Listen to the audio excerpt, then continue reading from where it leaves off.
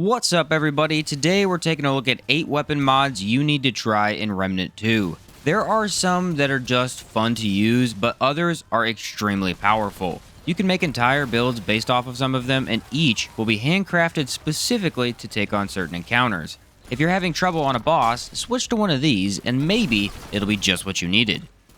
Starting off strong, we have Space Crabs. You can get them from defeating the Primogenitor, of which is a blue space crab who latches onto some floaty creatures. You get 2 charges at max, and both will send out a small egg sac that breaks open to let out 5 space crabs. All of them will follow you around until they meet an enemy, and then jump on them and explode. While these are already hilarious because they allow you to get space crabs, they can be pretty darn good in a pinch. Shoot them off around a corner and they could give you just enough time to heal. Also, charging back up pretty quickly makes them great for consistent use on mod-based builds. Be careful though, as the creepy crawlies can freak you out if you forget they're yours. Definitely a great mod to mess around with, although be aware there's a slight delay before they spawn in. The Stasis Beam can be found in Nerud, and it's an absolute beast, allowing you to slow anything in the game by a significant amount, as well as completely freeze non-boss enemies for 10 seconds. You can charge this thing up quickly, use it consistently, and stop the flow of combat entirely. Now, of course, it doesn't freeze bosses, because that would indeed be too OP. It still slows the bosses, which can indeed be useful, but it's not meant entirely for them. Stasis Beam is for mini-bosses, those random elites that spawn while you're clearing dungeons. Some can be deadly and much harder to dodge than regular enemies. Stasis Beam completely neutralizes them for 10 seconds, allowing you to mow down other targets or focus fire the big boys. Running a 3-team with this could be huge, as you guys could very easily control the toughest enemies. I'd recommend using it on the gun you use less often and having a DPS mod on the other. That way this doesn't hold your damage up, but can still be useful in a pinch. Witchfire can be found on the homeworld of Lawsome by defeating Gwendil the Unburnt. This one gets 2 total charges and will fire a flaming line of fire across a large area, dealing 200 damage and lasting 5 seconds.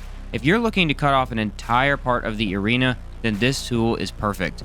Anything coming into contact with the fire will be melted. I really like it as the explosion is quite flashy, and if you place it in a hallway, nothing makes it through that hallway. You do probably have a better option when it comes to fire damage, as Hot Shot is back and it's very reliable, but the damage from the fire burning alone will make this one very useful. Be careful when playing in teams though, as this much fire can catch your buddies and yourself on fire. Unfortunately, as bosses move a lot, this doesn't help much for them, especially when you get to so many flying baddies, which fire becomes almost useless for bosses. But on the rare occasion where you can get one that's not flying and maybe stays still, it will deal excellent damage. Better for ad clears though.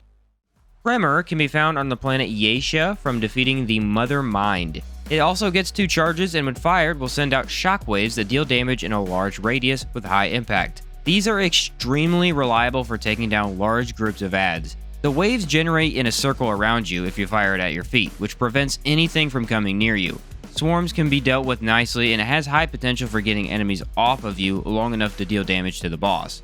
If you have trouble aiming in sticky situations, then Tremor is your best option, requiring no effort at all to keep you safe. Also, very nice when teammates are around, as this one doesn't burn you to death like Witchfire does.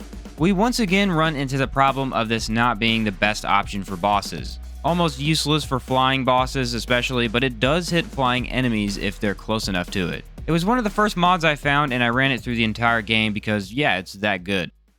Fargazer is found on the planet Yesha from the Legion boss fight. Please do not sleep on this mod. It can be your most useful tool when it comes to boss fights and ad clear. However, it seems like it sucks depending on the weapon that you're going to be using. This will pop a red orb that floats above your shoulder.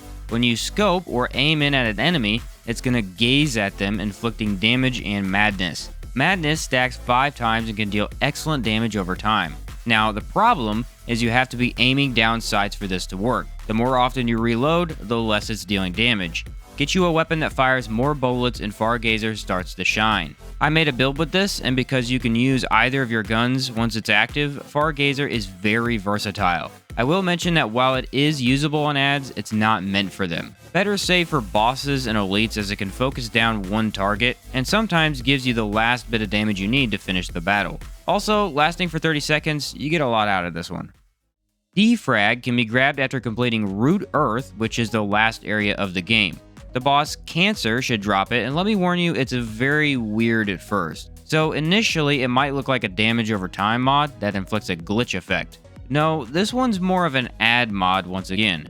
You're going to infect your weapon with malware for 30 seconds. These shots infect enemies, and when they die, they leave behind a glitch. Once an infected enemy dies, you now have two options.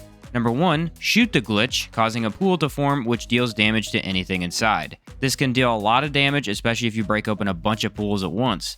Option 2, you pick up the glitch, which grants you 20% more damage for 15 seconds.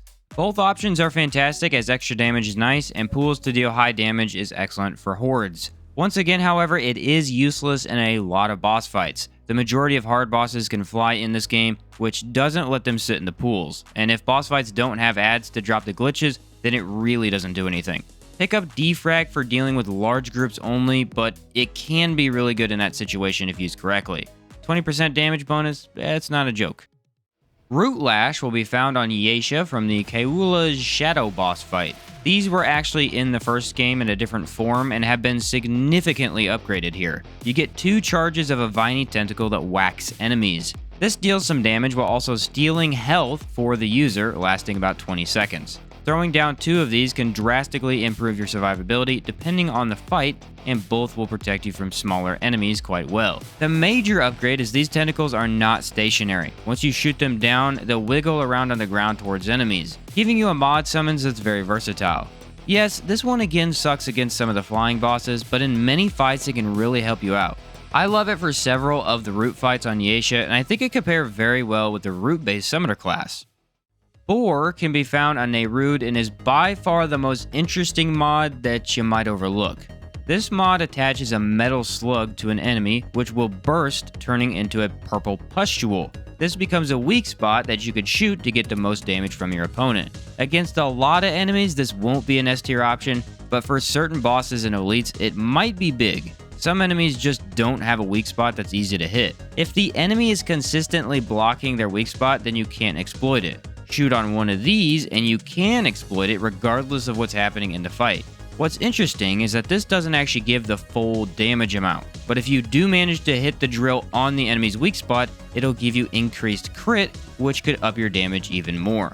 Definitely more of a niche option, but could be huge if you're supporting a teammate who's running a crit build and you want them to be even stronger.